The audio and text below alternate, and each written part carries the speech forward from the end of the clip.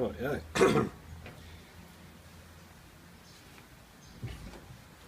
Right, Mum? You're on. Right, yeah. You've been on for 5 minutes. Jesus. Right, yeah. Yeah, we're just going to put these cables in the hole. I made a bit of a mistake there before. I didn't cut them all exactly the same length. But you can just, you know, that 6mm cable, you're trying to shove it in a 2.5mm hole, so you can just strip a few cores out to help you get it in there. We've got it written down how we went before, so black core's going in the number 1.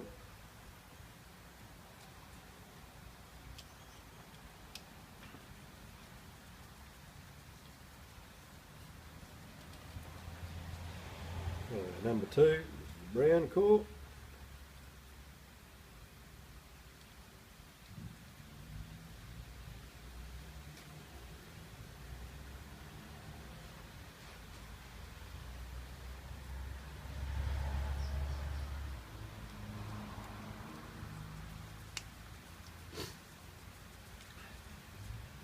These connectors are all legal to do yourself.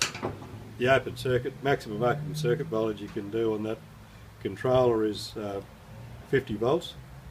So legally anything under 120 volts DC, you don't have to be a qualified person to do.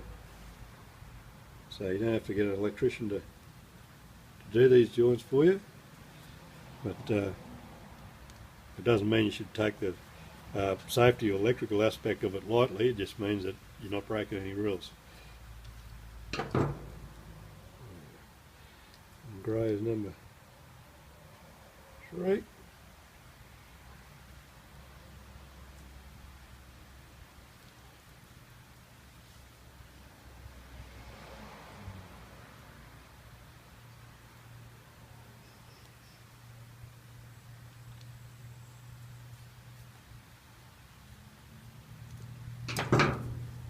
Yeah, I've got the cables in there. Just check that you haven't got any cores dropped out and hit over the other side, touching the next. Oh Jesus, split that bloody. Right. That'll be right. I'll put a bit of tape on that.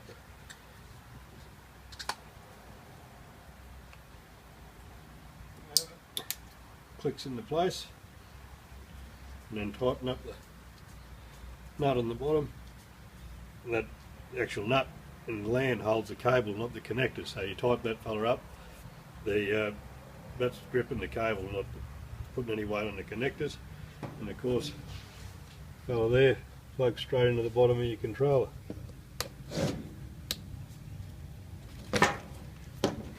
Alright, next one we're going to do is the twins for the float switch and the low level switch. So these are both exactly the same.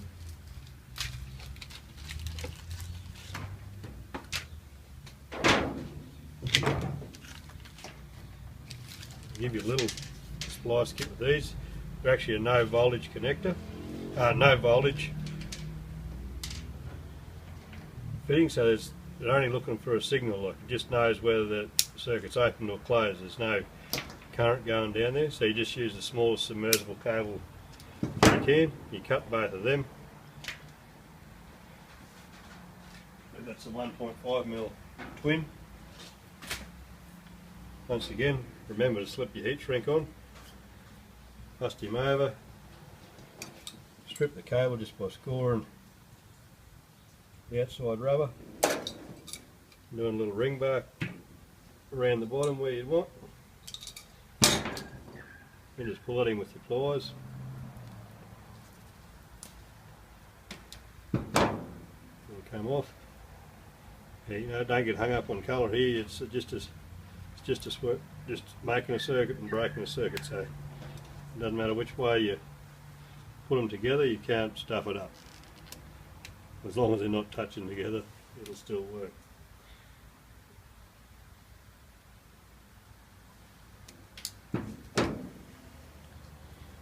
Sorties, they won't need to be that long. Just a little plastic film there. Come off.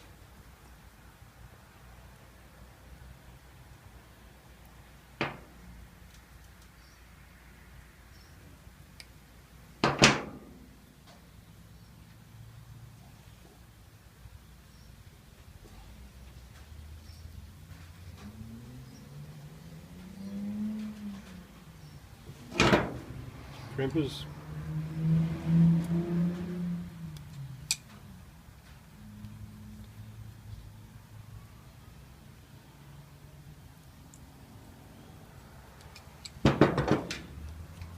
Yeah, strip these fellas.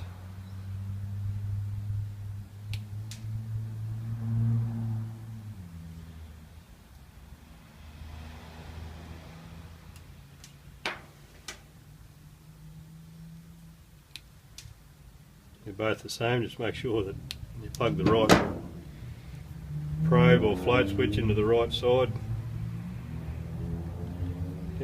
on the bottom of the controller.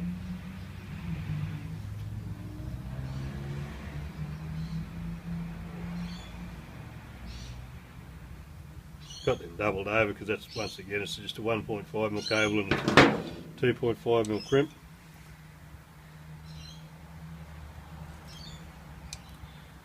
A little squeeze.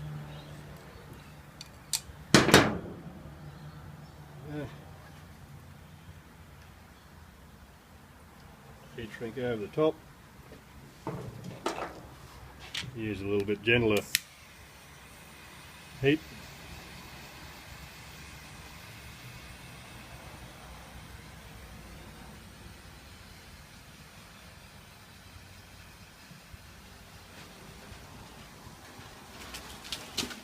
Hey.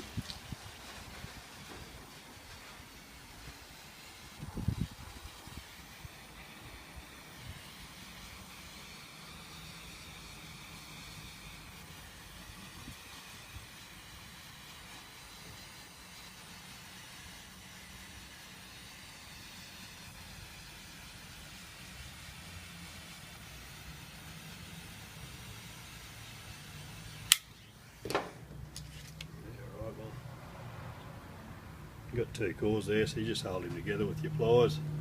She'll seal up all right.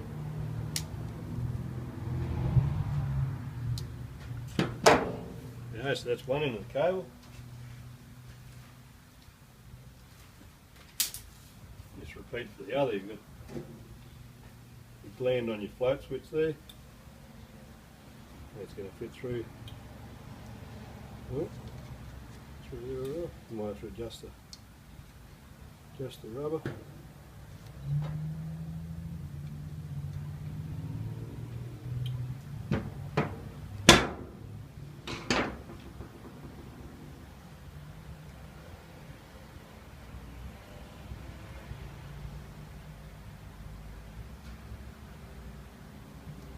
Strip that so it's long enough when it comes down. Don't be too scared with stripping this one. Going into your float switch there, you've got a bit of room inside the switch, and it's much easier work with cables that are a bit longer rather than a bit short.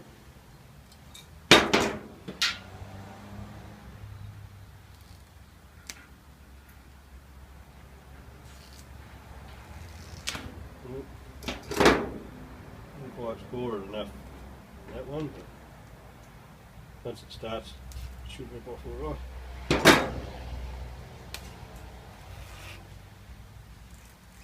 There we go.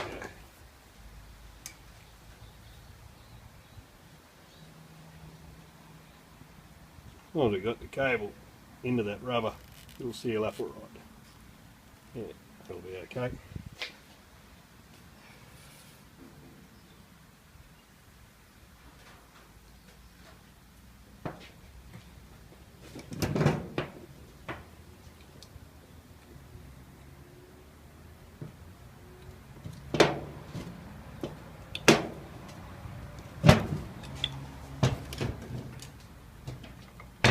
Playing hard to get, the little buggers. There you go.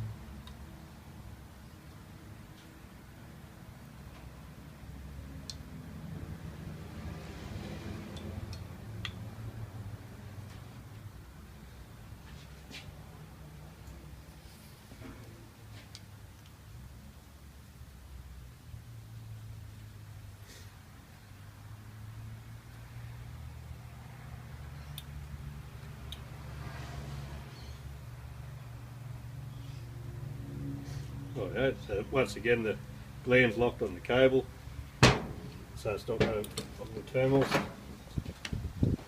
You just got a common terminal, and a normally open and a normally closed. Just stop it in, we'll grab a